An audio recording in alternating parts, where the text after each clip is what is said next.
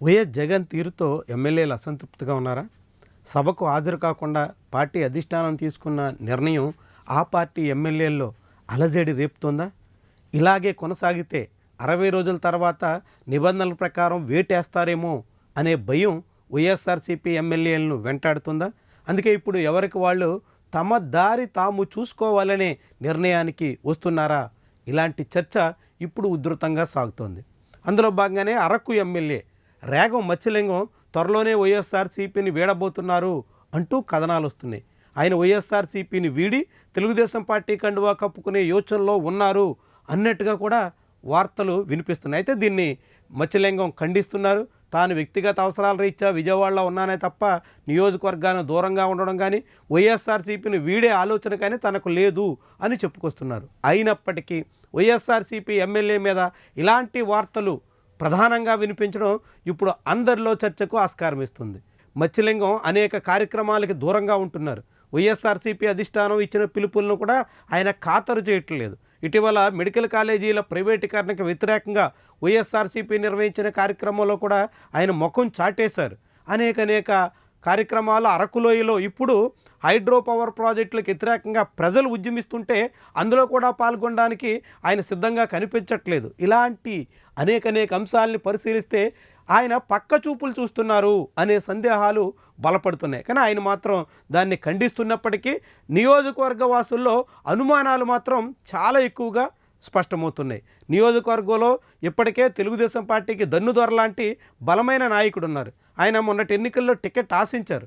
కానీ చివరి నిమిషంలో అరకు బీజేపీ ఖాతాలో చేరడంతో దన్నుదొరకి ఛాన్స్ రాలేదు. ఆ తర్వాత ఆయనకి ఆర్టీసీ రీజనల్ చైర్మన్ పదవి కట్టబెట్టి నియోజకవర్గ ఇన్ఛార్జిగా కథ నడిపించే ప్రయత్నంలో టీడీపీ నాయకత్వం ఉంది. వచ్చే ఎన్నికల నాటికి మళ్ళీ టీడీపీ టికెట్ తనదే అని దన్నుదొర ఆశిస్తున్నారు. కానీ టీచర్ టర్నడ్ పొలిటీషియన్గా ఉన్న ఈ మత్స్యలింగం ఇప్పుడు తెలుగుదేశం పార్టీలో చేరితే ఆయనకి మళ్ళీ తెలుగుదేశం పార్టీ వచ్చే ఎన్నికల్లో అవకాశం ఇస్తుందా అనే చర్చ మొదలైంది. అరకు ఎమ్మెల్యే వైఎస్ఆర్సీపీ తరపున గెలిచి తెలుగుదేశం పార్టీలో చేరడం కొత్త ఏమీ కాదు.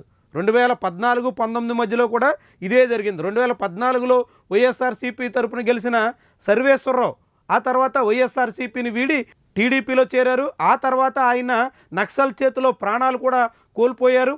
ఆ తదుపరి ఉప ఎన్నికల్లో గెలిచిన ఆయన తనయుడు మంత్రిగా కూడా బాధ్యతలు స్వీకరించిన చరిత్ర ఉంది. ఇట్లా అరకు ఎమ్మెల్యే స్థానాన్ని వైఎస్ఆర్సీపీ గెలుచుకుంటున్నప్పటికీ ఆ తర్వాత అది టీడీపీ ఖాతాలో చేరిపోయే ఆనవాయితీ 2014లోనే మొదలైంది. ఇప్పుడు 24లో కూడా కొనసాగుతుందా అనే అనుమానమే ఇప్పుడు అందరిలో బలపడుతుంది. మత్స్యలింగం ఎన్ని మాటలు చెప్పినా అధిష్టానం కూడా ఆయన్ని అనుమానిస్తోంది.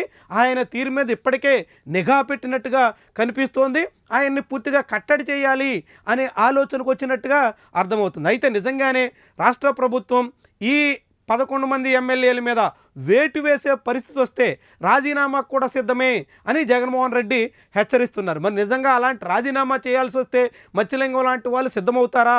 ఆ సమయంలోనైనా ఆయన పార్టీ ఫిరాయించి తన సీటు కాపాడుకునే ప్రయత్నంలో ఉండిపోతారా అనే అనుమానాలే అందరిలోనూ వ్యక్తమవుతున్నాయి. ఏమైనా అరకు ఎమ్మెల్యే చుట్టూ బలపడుతున్నటువంటి అనుమానాలు అయితే ఇప్పుడు రాజకీయంగా పెద్ద చర్చకు ఆస్కారం ఇస్తున్నాయి. ఇటీవల వైఎస్ఆర్సీపీ ఎమ్మెల్సీలు 6 వివిధ పార్టీల్లోకి ఫిరాయించినటువంటి తరుణంలో ఇప్పుడు ఎమ్మెల్యేల వంతు కూడా వస్తుందా అనే మాట వినిపిస్తోంది. మరి ఇది ఎంతవరకు నెరవేరుతుంది? అది జగన్మోహన్ రెడ్డి అందుకు ఏ రీతిన ఆయన్ని కట్టడి చేయగలుగుతారు? మొత్తంగా ఏమైనా ఇదొక ఇంట్రెస్టింగ్ డెవలప్మెంట్గా అయితే ప్రస్తుతం మారుతోంది.